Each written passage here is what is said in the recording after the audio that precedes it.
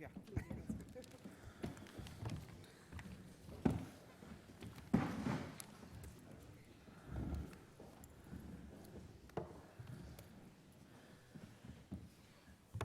Great. Welcome, everyone. I'm Sever Davis. I'm Director of Design here at the RSA, and it's my great pleasure to welcome you to tonight's special event. Before we begin, could I please ask you to make sure that your mobile phones are on silent? And I wanted to let you know that we're also live streaming tonight's event, so hello to all of our viewers all around the world who are watching online. And a reminder that the hashtag is RSA Design if you'd like to get involved in the discussion on Twitter. Now, housekeeping notice is over. I'd like to welcome you again to tonight's event and tell you that tonight's event is part of an RSA program of activity exploring the role of design in industry, and we're delighted to be partnering with Innovate UK to deliver this work. Through a program of research and events, we've been investigating exactly how design can help business and help UK industry to unlock its creative potential. In tonight's culminating event, we're delighted to also announce the publication of a short position paper, which presents key insights from our work and provokes further thinking and exploration around these themes. The paper is available to download today from the RSA website, and we hope you'll do so and then let us know what you think and feedback as well. Through this work and in the paper, we've sought to understand the practical interventions that can be put into place, as well as the networks that can be galvanized and the cultures that can be fostered to elevate the importance of design in industry. Our aim with the paper and tonight's event is to be a primer for further conversation and to encourage healthy debate about the benefits of excellent design. Our paper includes 7 practical recommendations for a range of stakeholders and sectors, from clarifying the language of design to amplifying local networks and much more. To explore these themes, we brought together tonight an expert panel to respond to our research and to these recommendations, drawing on their own rich experience. Each panelist will provide a short response before we move on to a discussion, and there'll be plenty of time to hear your comments and questions as well. Now it's my great pleasure to introduce tonight's distinguished guests. First up, we have Deborah Dawton, Chief Executive of the Design Business Association. Deborah works with the industry to champion the tangible and measurable impact of design in business and the public sector nationally and internationally. She'll be speaking first. Next is Will Butler-Adams, who's Chief Executive at Brompton Bicycle. Since 2002, Brompton Bicycle has grown to over a 30 million turnover with over 250 staff. Will is a member of the UK Commission for Employment and Skills. Will speak second. Next is Lee Hopley, Chief Economist at EEF, the manufacturers organisation. Lee is responsible for developing and communicating the organisation's policy thinking to its members, the media, government, and other key policy formers. And our fourth speaker is Ben Terrett. To my left, Ben is a designer and partner at Public Digital, a consultancy which helps digitally transform non-UK governments and other large organisations. Ben is also a governor at the University of Arts London, a member of the HS2 Design Panel, and advisor to the London Design Festival. As I said, each of our panelists will speak for around 5 minutes, and then we'll have a short discussion before we open it up to hear your thoughts and questions. Let's get started. Deborah, over to you. Great.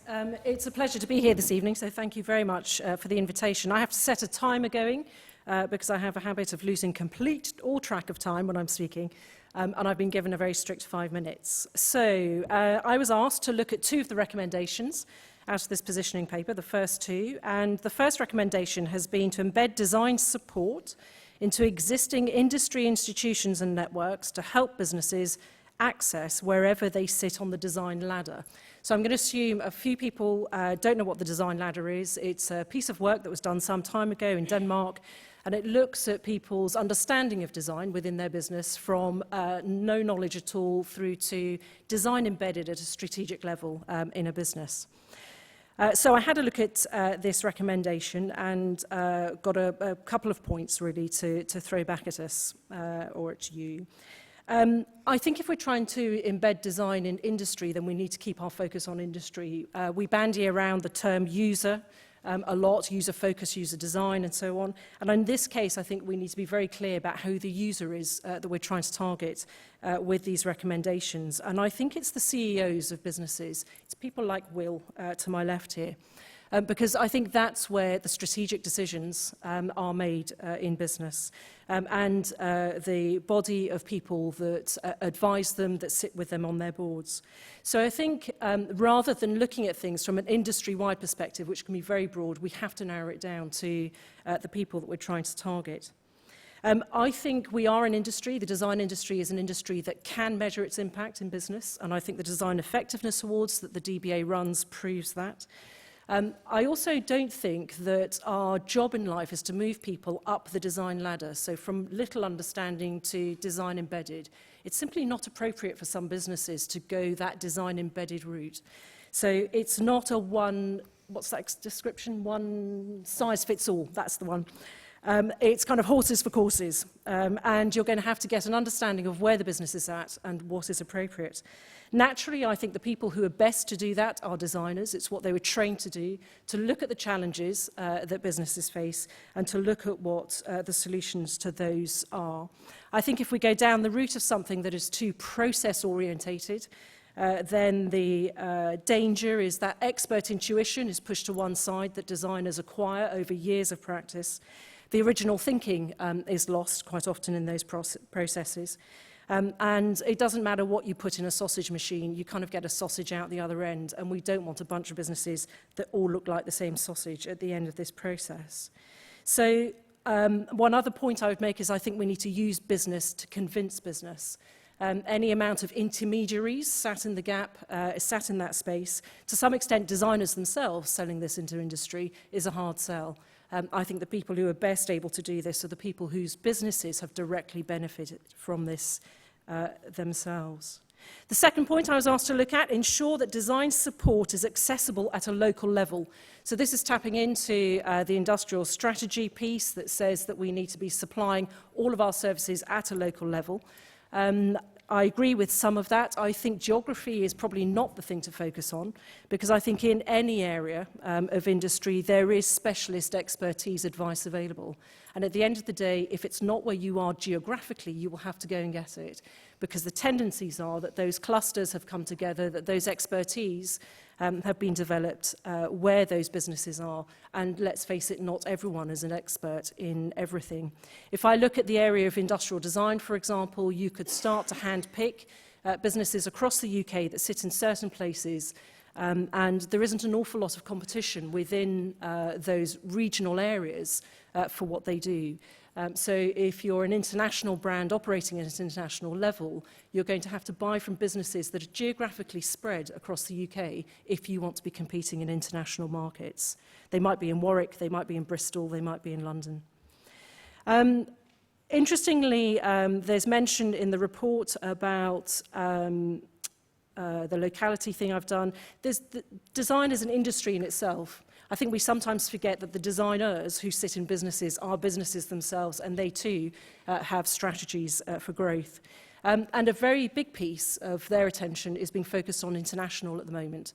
So I would just think we need to bear in mind this idea that while we're trying to promulgate more business in the UK market and encourage design into those businesses, there are a huge amount of efforts being made for those businesses to be exporting their services, and the UK does that very, very successfully in design.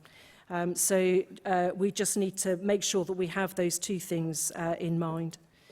And then the experience of clusters, to assume that a cluster that is newly set up today could be giving the sort of strategic advice that a significant business or a business that has great ambitions. This isn't about the size of business, it's about the ambition the business has. The idea that a newly developed cluster with very young people in it could deliver what experience and intuition, expert intuition delivers over the years, I think is short-sighted. So we need to be careful that we aren't putting too much pressure on local clusters to deliver at a level that they simply cannot. And in my view, designers, great designers, take quite some time to gestate. So I'm going to leave it there. Thank you, Deborah. Thank you, Deborah. 5 minutes and 50 seconds. I notice. My thing isn't nearly as accurate, so I'm feeling guilty. Yeah, come on. Stop. So my brief is probably completely wrong, because I'm not sure I completely read the brief. But I have read the paper, and I don't know whether you guys have read the paper, but anyway, there's a whole load of recommendations, and it's talking about design. But I'm coming at it from a slightly different perspective, which is, I couldn't give a stuff about the designy stuff. You know, I'm trying to make things that are useful. That's it. Useful. For you, people, you know, handy, makes life a bit better. That's it. Now, if you want that, then of course design forms part of it. But in my experience, it's not a sort of one-dimensional thing. We've got this thing here in the report, which is so lovely, but then I so disagree. It says here, Sir Mark Walport, Chief Executive, UK Research and Innovation, said, the new industrial revolution is powered by STEAM, which I agree with. Science, technology, engineering, arts and maths. But this is the thing I really disagree with. He then goes on to say, the iPhone and the Dyson work not only because they're well engineered, but because they're extraordinarily well designed. Well, I suppose there is some truth in that, but the bit for me is, it's a sort of one and the same. It's not like you have engineering over here and you have design over there. They are implicitly, completely embedded. You can't conceive something unless you understand the engineering, and the engineering affects the design, and then the design affects the makeability and everything, the supply chain. So trying to sort of put us into little boxes doesn't do it for me. There have been some recommendations, and you will see them in the report. But I'm sort of condensing them into 3 from my perspective, with 3 minutes to go. To me, when I look at our UK PLC opportunity, we're full of mad, nutty people with loads of ideas, but it gets best bashed out of us too early on. And we get told that we need to be successful when we're little, and we're told through our education that we need to be successful. And successful is basically earning loads of money so you can buy loads of crap you probably don't need. And that is not what makes me happy. And so what we need to do is really cherish and lift up success in manufacturing, in designing cool stuff, in using our brain, in contributing to society, and be a bit more vocal about where in the UK we are delivering success, both emotionally for society, and funnily enough, if you get the emotion and the society bit right, you find you make a load of money. There's a guy turning over 1.6 billion, kicking out about 450 million a year, sucking dust off the floor. And he does it in such a way that makes people happy. Well, good on him. I mean, that's insane. So we should be celebrating that more. And if you celebrate it more, people will go, actually, do I want to be a banker tapping on keys all day, moving imaginary numbers from one dodgy person to the next? Or do I want to create something that makes society better? I think I'll go off and do something that's positive. Number 2, and I touched on it earlier, there is a massive misconception of our industry, whether it's design, engineering, creation, art, STEAM, as we discussed. It starts at school, and it starts at primary school, and it's affected by teachers and parents who misunderstand what we stand for and the great careers that we have to give to the next generation coming up. And there is an important responsibility for all of us in industry to get into schools and engage with teachers and engage with parents, because the careers curriculum's absolutely stuffed. You know, you've got somebody who hasn't had a job for 20 years and the industry's moving so fast they don't know whether it's Easter or Christmas. So we, the industry, need to go in and tell people about what's going on and get them excited. And the third thing is stimulate. And I mean, you know, obviously we're buttering up Innovate UK because they've sponsored the event, and here they are. But in our case, we had a case where, were it not for Innovate UK, we wouldn't have got the board, who were slightly stuffy, to back our e-bike project. They definitely were the tipping edge. And government is not very good at picking winners, as we know, but they can stimulate as long as they don't try and back too much, and as long as they make their entry forms a bit more simple so little businesses can actually navigate them and apply for the money. Those 3 things for me, I think, will contribute. But the fact that we're having a debate about it, the fact that we're raising the profile, and the fact that, you know, JLR, Dyson are contributing real money to the government has changed the whole perception of design, manufacturing, engineering in a way that we haven't had for probably a generation. So it's exciting. Thank you, Will. Lee. Hit me with a timer. If that's all right. Thank you very much. So I'm an economist by background, so that tends to be an occupation where you don't want too much design. But I try and be one of these kind of frightful intermediaries between business and government. For me, it was actually really helpful to see a recommendation in the report looking at how we kind of bridge the language barrier between policymakers, people who want to support and work with industry, and manufacturers in particular are my constituency, and businesses themselves.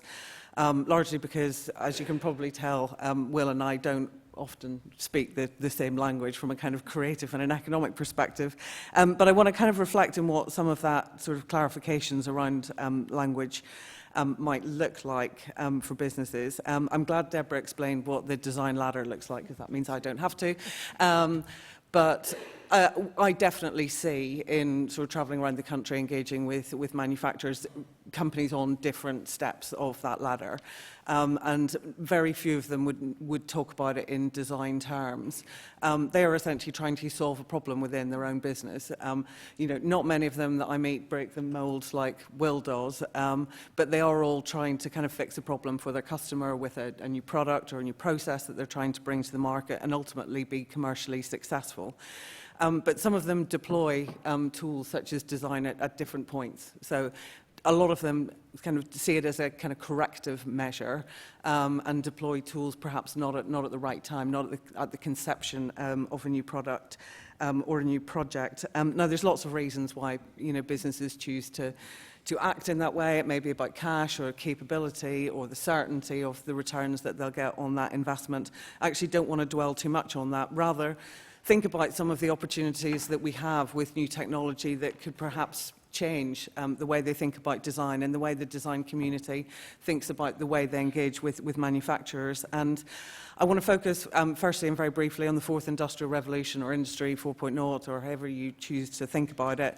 That is essentially, it's a new lexicon for manufacturers. So we started talking about this only in the last 2 or 3 years, and it does feel like it's something that businesses have actually quite quickly become reasonably fluent in. They know that this is a huge business opportunity. There's lots of new technology out there that can make a huge difference to the future success of their business. So whether it's about deploying sensors, gathering in data, analysing that, thinking about how that is influencing the design of their product or their customer experience.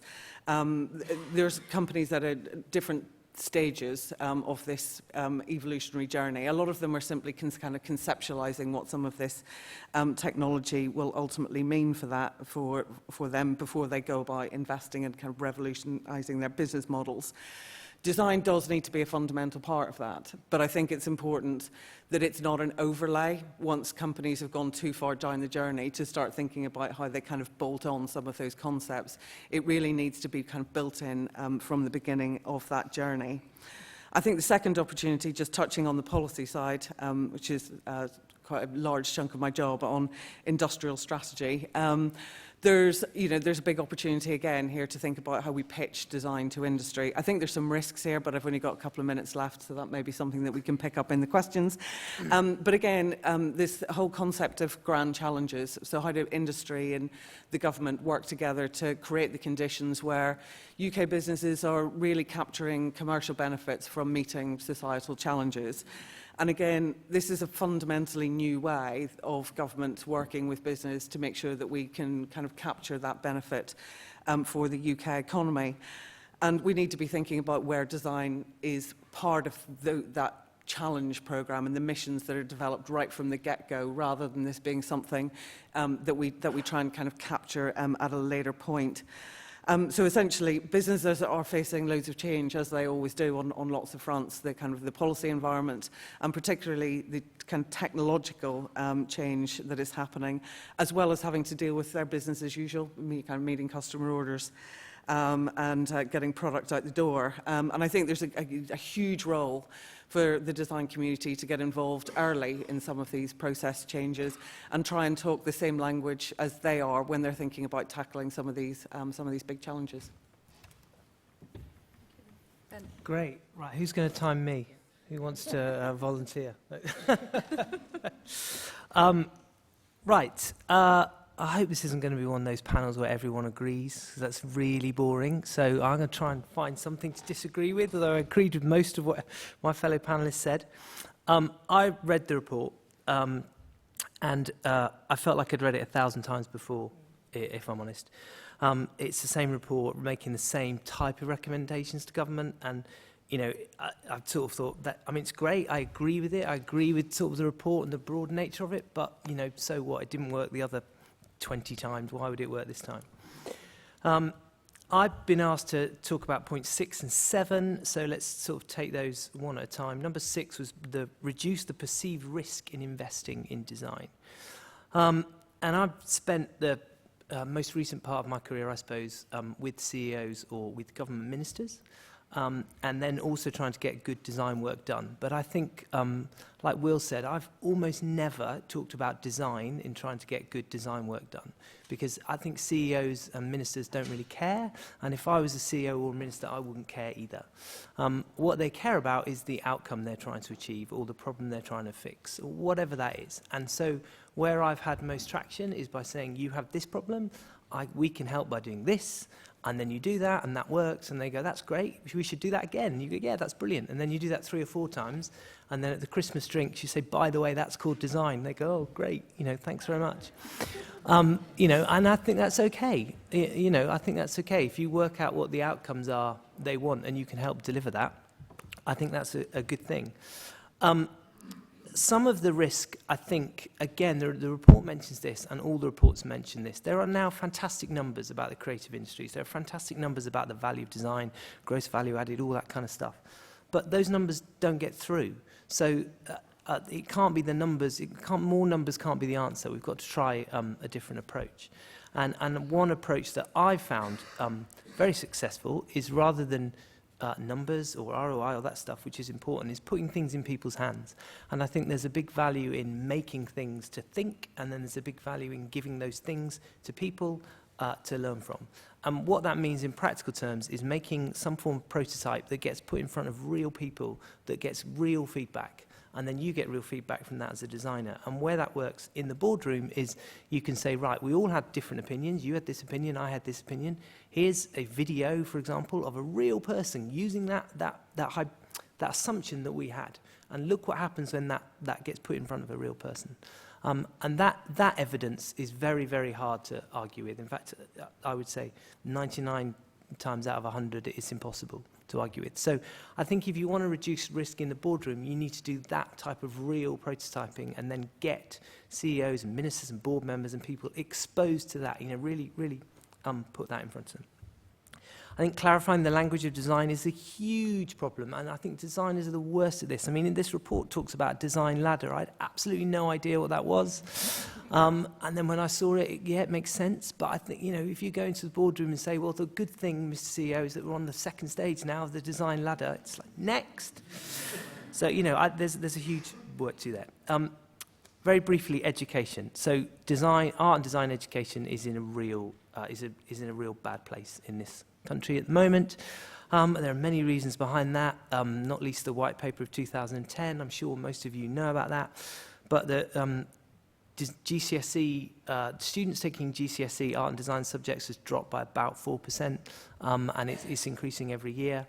And there are lots of reasons for that, but one I like to use to sort of focus the mind is, it is possible to get a good or an outstanding Ofsted rating without doing any art or design subjects, and without doing music or drama or any creative subject whatsoever. So just think about that for a minute. If you are a headmaster and you're under a lot of pressure, and you need to get your school up those Ofsted ratings, because that's almost the only way you're measured these days, and your funding is being cut, you're going to ditch all the creative subjects and just focus on English and maths and so on. So that's a real problem. So what can we do practically to help with that? Well, again, we can tell the government, but we've done that 1,000 times and that's not working. So practical things you can do. If you're a designer and you've got a design business, offer to take the art and design teachers around your business. Offer to explain to them about what careers are available, because often the problem is, as Will alluded to, is mum and dad want me to get a real job.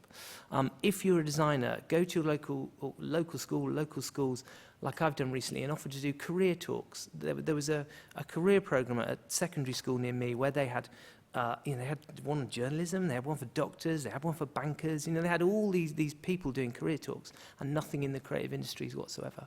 And I think that was a real help, because some of those kids were coming in saying, well, I really, really love drama and dance, and that's what I want to do, but I'm also really good at maths. So, mum and dad say, well, I think we're not sure, but we think you should do maths, because I don't know how you're going to get a job in drama. She's just able to talk about that. So those are some practical things you can do, and I think that was about 7 minutes, so sorry for that. Right. Well, this is going well. They've all slated our paper, and I said that this was supposed to be a healthy debate, opening up the conversation. I think we're doing that, so we're in the middle of doing that. To be honest, we tried to major on the positive aspects of embedding design in industry, but I think it is worth talking about those barriers, and it's come up in each of your short responses. And so, Lee, particularly, you'd mentioned the sort of the risks and some of the barriers, and I wonder if you could expand on that a little bit. As I said, we've deliberately tried to be positive about this, to see a sort of more positive design-led future. And we didn't want this report to be sort of another sort of moaning, Ben, around sort of why it's not working. Let's take a couple of minutes to address that point, and then I'd like to move on to some other points around the industrial strategy and the challenge funds. Just in terms of business barriers, we see it in all types of new activity and innovative activity within manufacturing companies, and it is around having adequate resources, whether those are secured from external sources or having enough profits, having the skills and capability within the business. So that might be, and access to a talent pool in the local area, being able to bring through talented apprenticeships. I think increasingly it's about having the right management and leadership, which is it's a tough issue that I think we haven't talked enough about in the UK. And it's quite difficult for EEF because we represent kind of manufacturing leaders, so it's kind of turning around and going, well, are you as good as you think you are? I forgot this is being videoed. That's good.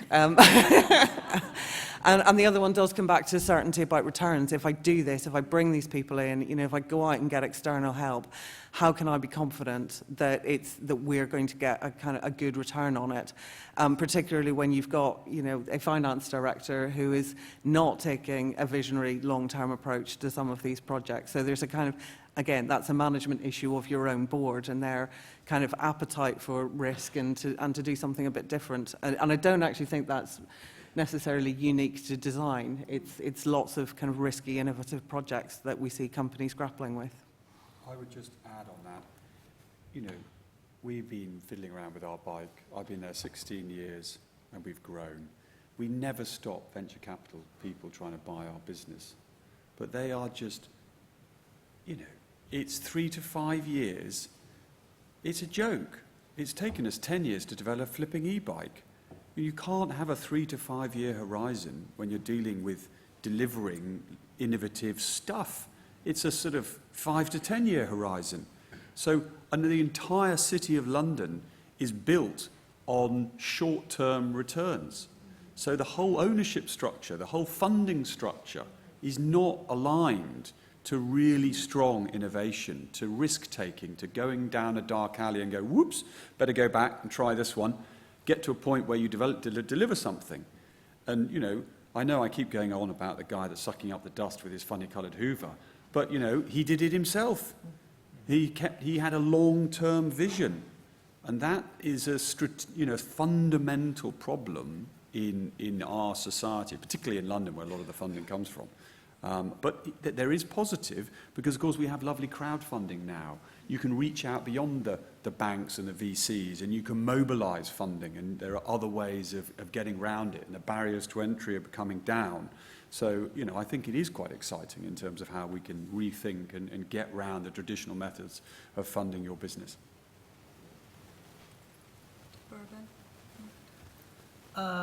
Well, I would just add, I think as the design industry, we're always criticising CEOs for not understanding design, which I think is a bit unfair. I think, as designers, we should spend more time trying to understand the CEO or the business, and how we can help them. And probably, as I think we've all alluded to, that means a bit less time talking about design when you get in front of the CEO, and more time talking about the positive outcomes. I mean, I think, most CEOs do want to make this better, or, fix that, or make things useful. And so it's about how you can help do that, rather than necessarily talking about design. But as a practical thing in the report, I would have liked to have seen some suggestions, for example, for how designers could do that. So rather than how we can educate CEOs, what can designers do to learn more about the CEO or the boardroom or the particular challenges they face? If you are a CEO today in a company with more than 10 people, you're under huge amounts of pressure. And the bigger the company, the bigger the pressure. So, how can you imply a bit of empathy there, and trying to, help with some of those challenges? I mean, I think design can help massively with that, obviously. But I think designers are too often, spend too much time navel-gazing. So on this... sort of why we did all of this, actually. So turning to the industrial strategy, and particularly the industrial strategy challenge funds, and Will, you picked up on the point of sort of Innovate UK having supported your e-bike. I'm wondering,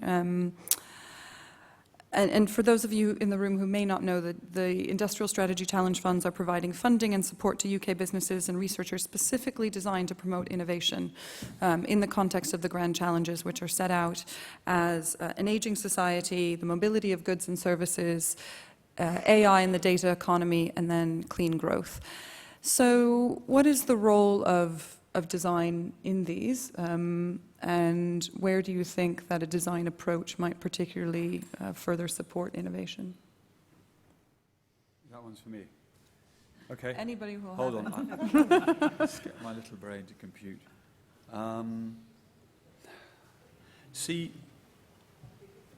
Shall I jump in while you're computing?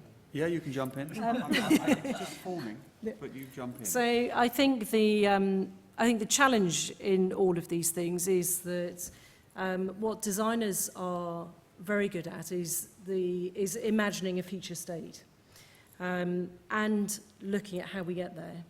And I think it was the point someone made here about designers needing to be in that conversation from the outset. So if you look at the role of designer as being the yeast in the bread, you have all of those other functions that are there, but without that, you can kind of put the mix into the oven, but it won't come out looking particularly great. So you have designers there as the yeast, working with all of the other experts, businesses that are needed to be able to create that vision of the future. And I think it's where they're capable then of translating that into a tangible output.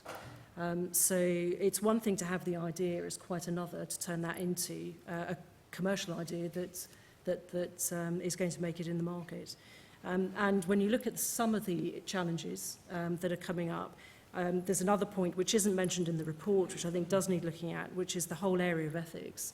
There are some huge challenges that are facing society. And so I don't see any element of an ethical barometer coming into this. And I'm not sure what the answer is, but it feels as though our conversations around this are bereft of that at the moment. Just because we can doesn't mean we should. So how do you start to play that into discussions? Well, I'm now going to chip in. The thing I struggle with a bit, so we've got about 280 people in Brompton at the moment, is this concept of a designer, that simply does not feature in our company. Everybody contributes to design. I've written down a few things here. So we designed our own bar where we go and drink beer and get lashed. And it's made out of bits of Brompton. It's bloody awesome. There's nothing like it in the world. It's great, and it sits on a mezzanine, and when we have a party, it's huge. We've got Raspberry Pis. Our line is intelligent. So we had a guy who used to inspect frames, and it turned out he was a closet programmer. It's a flipping genius. But we all came together, and we had 40 quid touch screens, 22 quid Raspberry Pis. We've got a 22-station line. Every tack time, 3.5 seconds. We've got 16 million variants. We've got talk sensors talking to the Raspberry Pi. It tells the guy what's coming. It tells him SOP, standard operating procedures. It's flipping awesome. This guy's a programmer. He's a designer. He's talking to the guys who are the section leaders, who are designing what they need. I mean, it's riddled in it. And then we've got our luggage, we've got material science, we've got fatigue, stiffness, we've got auto braze machine, which is like 250 grand, thermographic cameras, PLC controlled, it's super cool, auto braze machine. It's just design all over it. And shop floor layouts design, then we've got ERP, then we've got the Brompton itself, we've got electric, we've got the hire scheme, which is super cool. But the idea that there's like somebody who goes, right, I'm the designer, you know, that doesn't happen. We've opened a shop in New York, and it's full of design. It's about engaging the customer, telling our story. As soon as you walk in, the whole thing's been designed.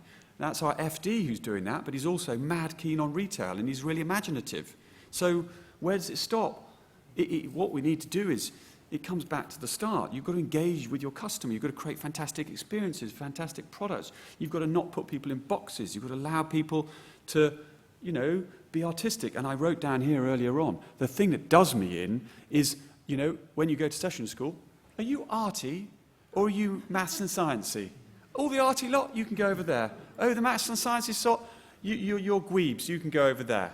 Tosh, you know, design, engineering, you've got to be imaginative, you've got to think differently, you've got to be arty, but you've got to understand science. You know, it's the STEAM thing. So, to me, it's the compartmentalization doesn't reflect our business. It's just, but the fact is, design has to be riddled in everything if you want to compete, be more competitive, and be more successful, and commercially, you know, beat the competition. Because if you can't do that, you can have all the best design in the world, and you'll just go bust. Where do you think you are on the design ladder?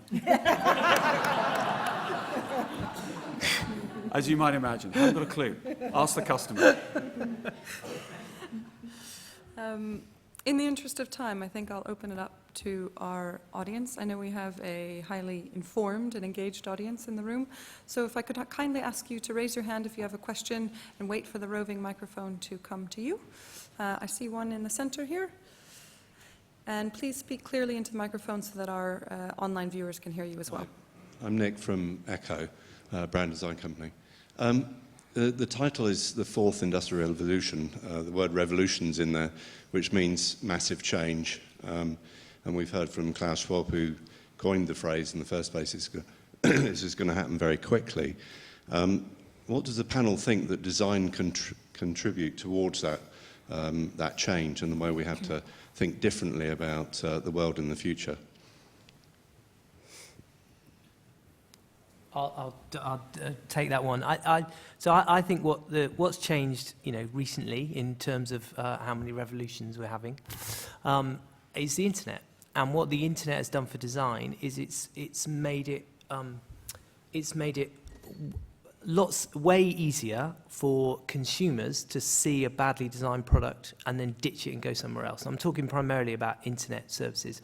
So it's a lot harder to hide behind a badly designed product. So, you know, and at the same time, the internet has also lowered the barriers to many things, but it's lowered the barriers to design. So it's basically easier to make a well-designed product, and it's harder to hide behind a badly designed one. And that has put mostly established companies, but not exclusively, has put lots of people in a real tricky problem, because you have to be better at designing products, basically. So that's a huge opportunity for design, but there's also a real danger that design gets it wrong, and this sort of opportunity, I think, gets taken away from them. But there's a huge opportunity. I mean, the hiring of designers in Silicon Valley is absolutely crazy. But I think it's the the fact now that it's just harder to hide behind a badly designed internet product anyway. It's not quite the same in physical products yet, but it's coming, I think. It's coming. I would completely concur on the physical, because the same thing occurs with the physical, because if you design a bad product, then suddenly the customers, you can have some amazing brand, no disrespect to your business, and some amazing marketing campaign, and it all looks great, and everyone's pretty, and they're all perfect, and then you buy the thing, but it's crap. Yeah. And then you tell everybody, and you just ruin the marketing campaign. So it totally applies to the physical product as well, in my opinion. So I'm going to disagree slightly, because I think that's always been true, but the overlay of the fourth industrial revolution technology means that I think the design community is going to have to think much broader than this being about the design of a product and how it's sold and e-commerce. It's about the use of data and ownership and how that changes the customer experience and the lines between manufacturing and service and sales becoming ever more blurry. So companies are now at the start of that journey, and I don't think it's going to happen super quickly, actually. I think we are still just at the early stages of this. But as manufacturers are kind of grappling with what some of these technological changes might mean, I do think that design is going to have to think is kind of bigger if they want to effectively be a part of that, because you're right, the opportunity is huge, but I think it's bigger than you alluded to. So I'll throw in my tuppence worth as well. I think that contribution that designers can make to this, it goes back to the size of the challenges. I mean, they are really complex challenges. And I think one of the challenges that faces the design industry is that we have an education system that is forcing people to go in one direction or another. You could argue that designers tend to kind of make it to the top, kind of regardless of the conditions within which they're contained, but I don't think that's the case given the amount of change that's happened in the education system at the moment. And the fact of the matter is that these challenges are now so complex, we need to be driving the brightest people into the design industry. Because it's going to require people with a breadth of understanding of what's happening in society and the ability then to translate that into products and services that we find desirable, that we want to use, that will encourage us to change our behaviours. And I don't think that comes from just drawing a pretty picture. It might, but it just... So this, I think the challenge is that I think we need to be attracting actually the really clever people, the people who have the capacity to think through this into the sector and into these types of challenges. And we had a question over there, the lady in the second row.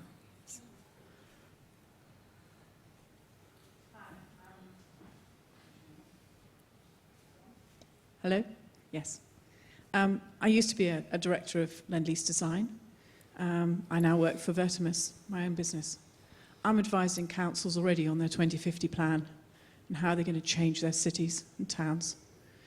Clearly, design needs to be part of that process. It, strangely enough, rarely is. I think this is a huge opportunity. I think William's absolutely on the money.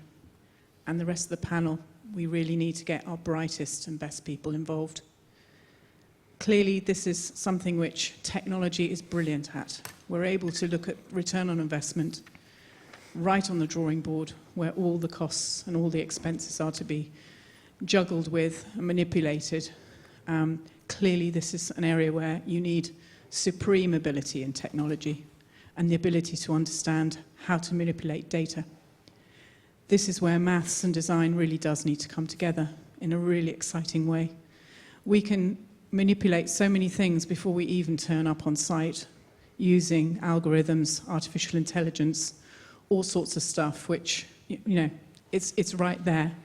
We can start creating models using 3D printers which people can play with and know that some of the stuff works before we even turn up on site. We can start to model long-term effects of some of the products and projects that we're developing and designing. We already have in London, just look at the legacy we've left with the 2012 Olympic Stadia. most of which was conceived and created by designers who are supremely experienced, and most of them are global, with their expertise that's been pushing boundaries beyond anywhere we could possibly have imagined just a decade ago. There's so much more that we can do as designers. We can really change the world, and that's really exciting. I hope that you're on that journey with us all. Thank you. Any comments, or shall... Well, I agree with that. I have to say something, because it's a pet project of mine. But you're right in everything you say, but something that's lacking, and it needs to come, if you like, from designers, because they have an appreciation of all the things you've talked about, is vision.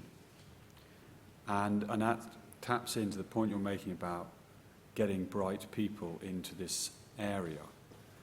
But the thing that's been driving me nuts for a good 10 years is everybody spending billions of pounds on automated vehicles. Google's doing it, Facebook's doing it, they're all rushing around, spending billions of pounds. The government's pumping money in. But hold on, it's nuts. Because, okay, we've got all these cars rushing around our city. Great, let's get a shot of them. And they're making the air pretty smelly.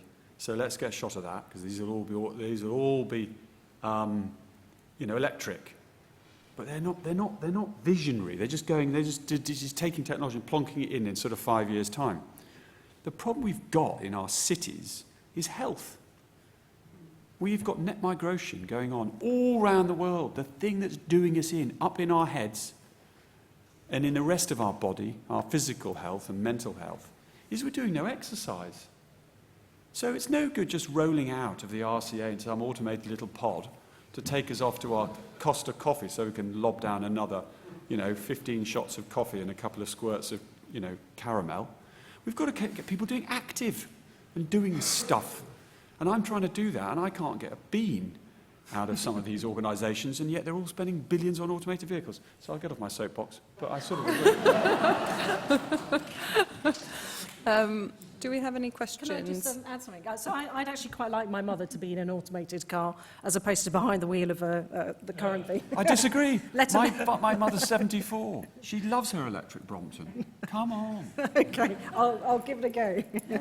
I think that, again, it's one of these things, isn't it, where we just have to be careful that when we use the word like designers, we don't just think they're all this one thing. You kind of stamp them out of some sort of conveyor belt. And there are designers who specialise in the healthcare sector. And perhaps this is part of the complexity that people have around the industry, is that you're talking about experts who have worked for years in very specific areas. And so when it comes to cities and the environments we live in, I mean, that's not a designer, it's a whole group of people.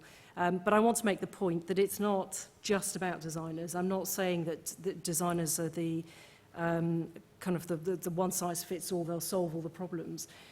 It's about acting as the facilitator between all of the other people who have an influence or have an opinion or review on something.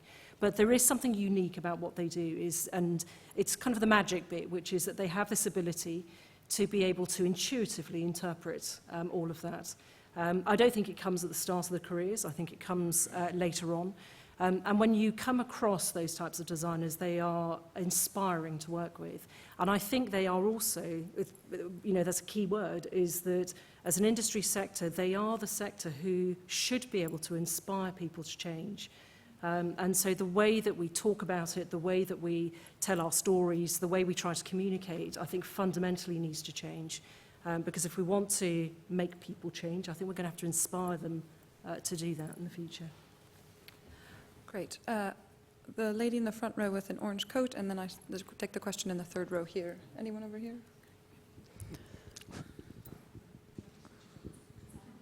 Hello, Anne Boddington. I'm Pro Vice-Chancellor of Research and Business at Kingston University. I'm also a Professor of Design Innovation. I'd just like, you mentioned a couple of things, and I just want to join a few bits together. I would posit, having been in education for 30 years in design, that we need a designed education I think we have a badly engineered education. So I do think that sometimes engineering and design don't come together. They may in Brompton, but I think we have a very, very badly designed education system, and what we need is a designed education system, not a design education system. And I think that's a real issue. And to come to Ben, and you might want to comment on this, you know, if data is the new clay, then I think our education system needs to be redesigned to take on those questions. And I'd really like to hear what you think those subjects might be, because I don't think they're the ones we currently teach at any level. I wouldn't disagree with that. I was involved a few years back in getting involved in something called Inspiring the Future. It's a little charity. We've got about 40,000 volunteers, and we put them into about 8,000 schools now, both primary and secondary. So there are problems that we have that are quite big, and I'm worrying about bicycles, so I can't, you know, you can't spread yourself too thin.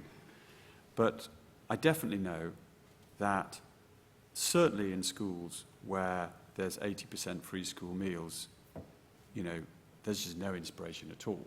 They've just got zilch. So I just, in the context of my little bit, I don't disagree with what you're saying, but in the sort of short term, I just feel that if you can get more of us, doesn't matter whether you're engineers, designers, just this sort of industry, into schools and into classrooms and in to talk to teachers, that might just be a little bit of a catalyst. You're not convinced? I'm not convinced at all. I think what Ben described earlier about how you get somebody to design something, I would say if you did project-based and experiential learning in a school and taught maths, English, history and other subjects in the same project, you would actually be doing design and you'd be doing the data as clay bit.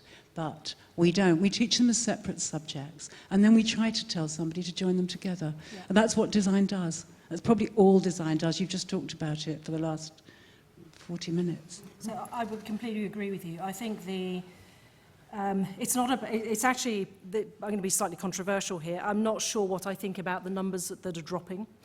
If I thought we were able to get more creativity into the rest of the curriculum. So, because actually the role of the designer is to be able to convince, intrigue, delight, inspire, and you need good language skills to be able to do that. You learn that through your English lessons. There's an element of the mathematical, certainly as an industrial designer, I would have thought in most design disciplines. So the idea that you would, at a very early age, try and hive people off from one thing to the other, part of the challenge that DBA has is in driving business skills into designers in the professional realm, because we've actually shoehorned people down a particular route at a very early stage. And so I think I'm not advocating that we teach designers business skills, because I think getting your head around design is actually quite a big ask. But I do think there's something about the way that you could instill more creativity in the curriculum so that you end up with a more creative workforce going through all of those other subjects as well. Because as you said, it exists in everything that we do. Let me just come back on that because you addressed me directly. I feel a bit like, Deborah said I'm a governor of the University of the Arts London. And when I had my interview for that appointment, they kept asking me what I thought the future of education was. And I kept saying, I've got no idea. And they kept asking me. So, eventually I said, well, I really don't have any idea, but you keep asking me, so it must be important. So let's have a chat about that. And I said, I think if somebody is able to answer that question about what the future of education is, we probably shouldn't appoint them because they're probably, I don't know, they're maybe a bit too obsessed. But one thing I see happening in the industry, and certainly happening with people that I'm hiring, that I think translates directly to university education, certainly. And I think my answer to some of your question is multidisciplinary teams. So and I think that's what Will was sort of describing in a way. All the successful internal design, teams or companies that embrace design, whatever you want to call it, they're all working in a multidisciplinary fashion. And the thing we don't do at education is teach people how to do that and how to work with other people and with other disciplines. Now, to some degree, maybe at primary school or secondary school, that's okay. But I think sort of at university, and particularly in art or design university, that's unforgivable, because the idea that you're going to be in your little garret, you know, producing things on your own is long, long gone. So as well as being taught, you know, design skills, you must be taught how to. It's more than collaboration. It's naturally working in a multidisciplinary team. So that's one thing I think we could start teaching people. The question here. We can hear you. That one? Yeah, thanks, Deborah. Paul Fletcher. I'm going to throw a bit of controversy in now. And I will make specific reference, to the built environment. And I think the built environment is a classic example of how dysfunctional design is today. The built environment today exists for one thing: rapid return from property investment. It does not care one iota about people. The built environment ceased being people-centric, human-centric many, many years ago. It has been materially eroding people's quality of life for a long, long time now. And we, collectively as designers, I used to be an architect. I surrendered my profession 2 years ago out of protest because it is no longer fit for purpose at all. We are as bad now to actually be killing people. We did this spectacularly in West London recently. It's time we collectively accepted we're all culpable and started afresh. We cannot improve on this. We need to think differently. This is the role of design in the fourth industrial revolution. Not just keep adding more to what we've always done. It is starting afresh. It is remembering that this is about human well-being. And this goes across all things. I just have very direct experience of the built environment.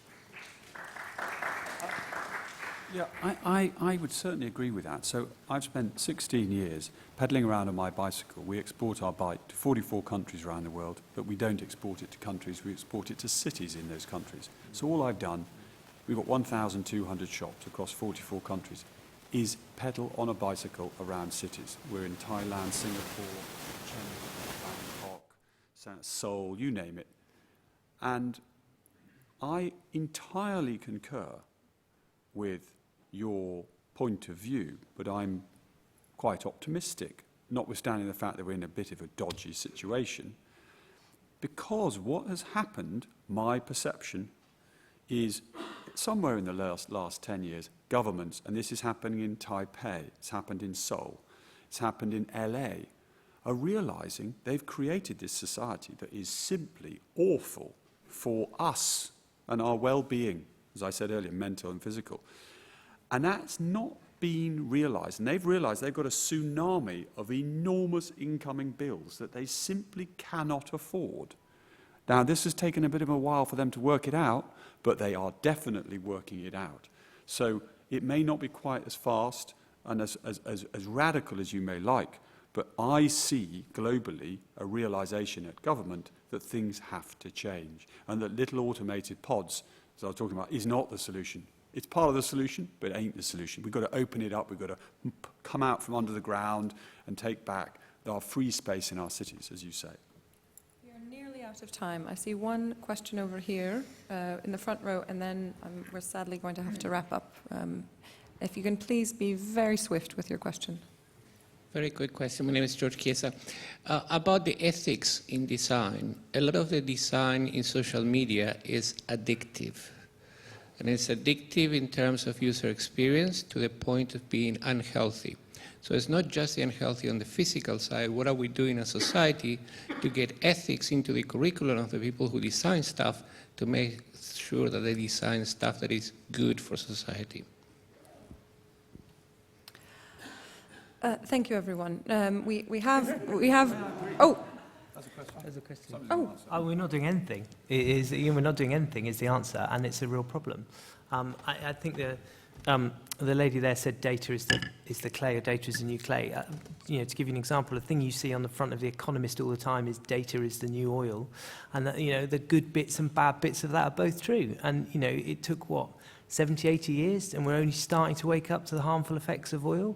You know, I just hope it doesn't take as long, you know, with data. Let's hope Facebook is a sort of tipping point for people to wake up to the, you know, ethics of these things. I don't think it will be, if I'm honest, partly because it's too addictive, but partly because there's a huge lack of understanding of, you know, the power of these things, you know, and the power of these companies at every level, from schools to, you know, politicians. So we're doing almost nothing, and we need to do a lot more to understand that.